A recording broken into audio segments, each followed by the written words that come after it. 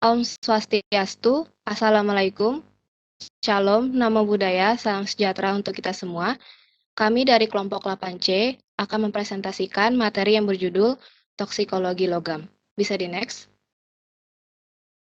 Adapun anggota kelompok dari 8C yang pertama, Citra Widiawati dengan NIM 20100, kemudian saya, Sally Jessica Octavia Simanjuntak dengan NIM 20104, dan terakhir Ken Wu dengan NIM 20105. Bisa di next. Baik, yang pertama adalah pengertian dari toksikologi logam. Jadi toksikologi logam ini didefinisikan sebagai terjadinya keracunan dalam tubuh yang disebabkan oleh bahan berbahaya yang mengandung logam beracun. Tidak sedikit kasus kematian ditemukan akibat logam berat, dan beberapa logam berat berbahaya adalah seperti timbal, merkuri, dan arsen. Toksisitas logam dapat menyebabkan timbulnya kerusakan jaringan, terutama di jaringan detoksifikasi dan ekskresi, yaitu hati dan ginjal. Bahkan beberapa logam memiliki sifat karsinogenik maupun teratogenik.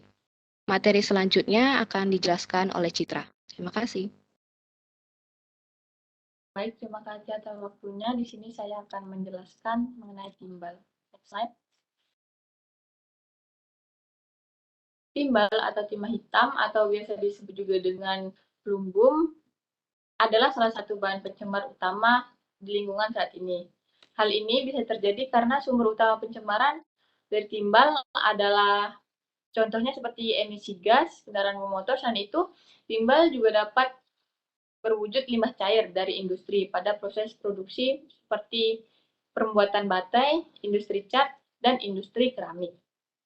Selain itu, adanya timbal pada komponen lingkungan, yaitu air, tanah, dan udara memungkinkan berkembangnya transmisi pencemaran menjadi lebih luas kepada berbagai makhluk hidup, termasuk manusia, sehingga menimbulkan gangguan kesehatan seperti terganggunya sintesa darah merah, anemia, dan penurunan inteligensia pada anak. Next slide.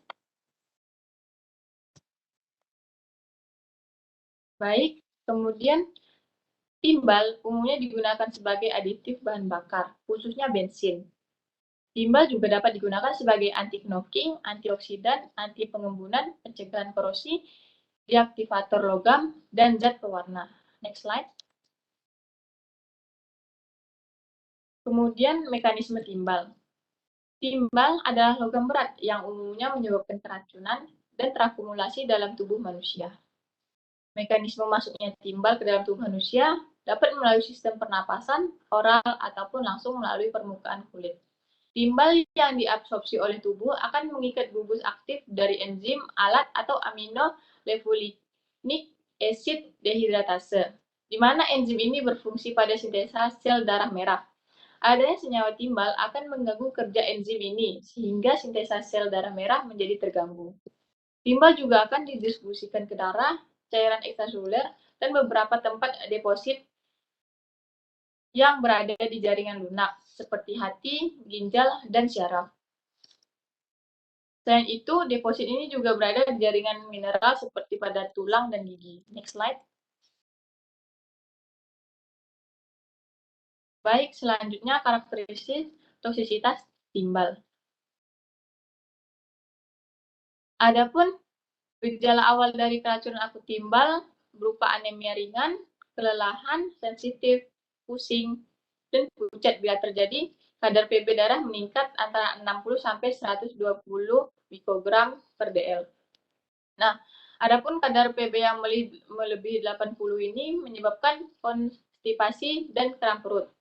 Dan jika kadar Pb darah melebihi 120, terjadi kerusakan otak, koma, serangan jantung, bahkan kematian.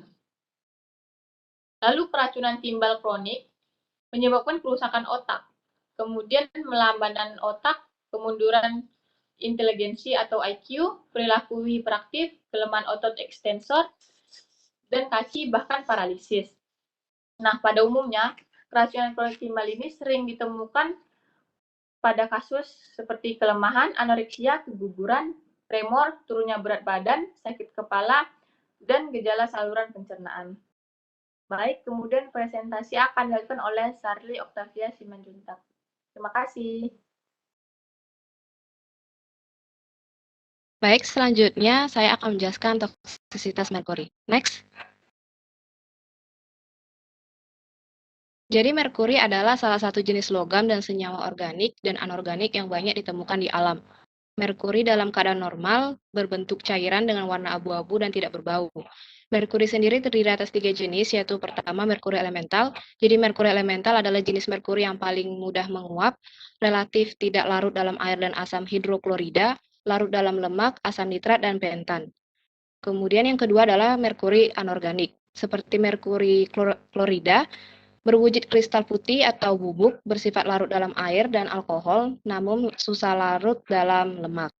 Terakhir, merkuri organik yang tidak mudah larut dalam air, tetapi mudah larut dalam pelarut organik. Next.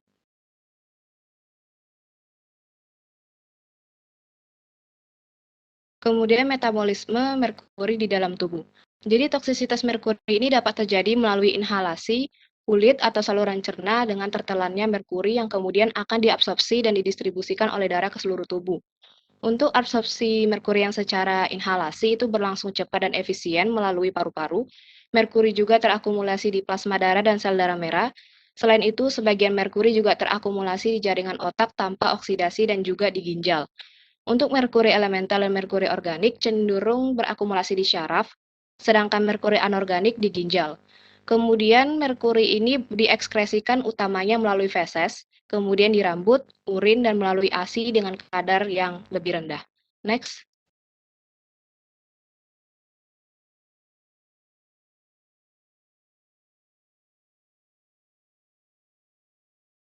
Bisa di next.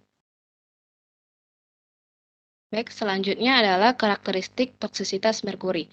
Pada keracunan merkuri akut, biasanya terjadi karena paparan merkuri secara langsung dengan dosis yang besar. Gejala yang muncul adalah seperti faringitis, disfagia, sesak nafas, sakit pada perut, mual, muntah, dan murus yang disertai darah dan syok. Apabila gejala ini tidak diatasi, akan terjadi efek lanjutan seperti pembengkakan pada kelenjar ludah, nefritis, dan hepatitis. Pada keracunan kronis, merkuri biasanya terjadi karena dalam kurun waktu yang lama dengan kadar merkuri yang sedikit, namun secara terus-menerus. Gejala yang timbul adalah hipersaliva, gigi menjadi tanggal, guratan biru pada gusi, nyeri dan mati rasa pada kaki dan tangan, nefritis, diare, gelisah, sakit kepala, anoreksia, tremor, Parkinson, halusinasi, dan tertekan. Baik, sekian dari saya. Materi selanjutnya akan dijelaskan oleh Kenbu. Terima kasih. Baik, selanjutnya adalah arsen. Arsen sendiri sudah digunakan sebagai agen terapi dan sebagai racun selama berabad-abad. Logam arsen sendiri berwarna abu-abu, rapuh, dan tidak beracun. Dan sumber paparan arsen itu berasal dari lingkungan seperti air, tanah, dan udara. Lalu dari industri melalui metalurgi, pabrik gelas, pabrik zat warna, dan pabrik lainnya. Lalu ada berasal dari rumah tangga seperti pembasmi rumput, pembasmi semut, kecoa, dan bahan farmasi lainnya mengandung arsen. Dan setiap hari manusia itu terpapar oleh arsen. Arsen yang terabsorpsi disimpan di dalam saluran pencernaan, limpa, dan paru-paru, dan menumpuk di rambut dan kuku. Adanya kandungan arsen di kuku dan rambut menandakan keracunan sudah kronik. Next, penggunaan arsen menyebabkan keracunan. Penggunaan arsen yang dapat menyebabkan keracunan secara tidak sengaja seperti penggunaan sebagai obat sifilis, sebagai tonik, pemutih pigmen, konsumsi air sumur seperti kejadian di Bangladesh. Dan hal yang disengaja seperti digunakan untuk bunuh diri dan pembunuhan tokoh-tokoh seperti di dinasti Eropa dan Korea seperti Napoleon Bonaparte, dan salah satu kematian yang masih menjadi misteri di Indonesia yaitu kematian Munir yang disebabkan oleh arsen juga. Lalu ada karakteristik toksisitas arsen. Karakteristik racunan yang akut seperti tercerna sedikit yaitu nafas bau bawang putih, bersifat korosif dan ekstrim pada saluran pencernaan seperti membakar esofagus dan susah menelan, dan sakit perut. Lalu pendarahan pada saluran pencernaan, dan terjadi transudasi kapiler pada saluran pencernaan, alopecia neuroperiferal, dan infiltrasi lemak di hati, nekrosis, dan sirosis. Dan pada keracunan kronik menyebabkan keratosis, dermatitis, cepat lelah, lemas, nafsu makan berkurang, berat badan berkurang, leukosit dan eritrosit berkurang, dan berefek pada sistem integumen. Lalu mekanisme toksisitas arsen ini, arsen yaitu berikatan dengan gugus sulfihidril pada enzim yang menyebabkan enzim sensitif menjadi kompleks pirufat dehidrogenase. Pada sistem ini melibatkan enzim transacetilase yang berikatan dengan koenzim A.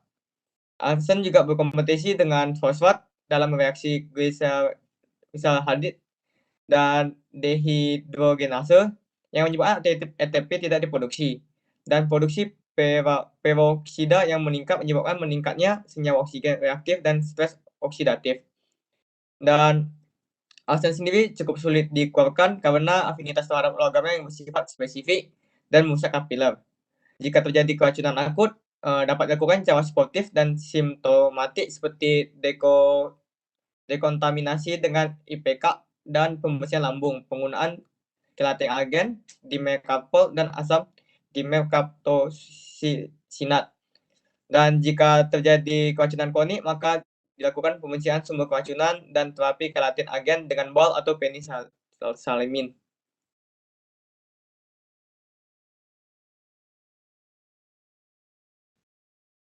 Baik, sekian pemaparan materi yang bisa disampaikan oleh kelompok 8C. Mohon maaf jika ada kekeliruan atau kesalahan selama presentasi ini berlangsung. Kami ucapkan terima kasih.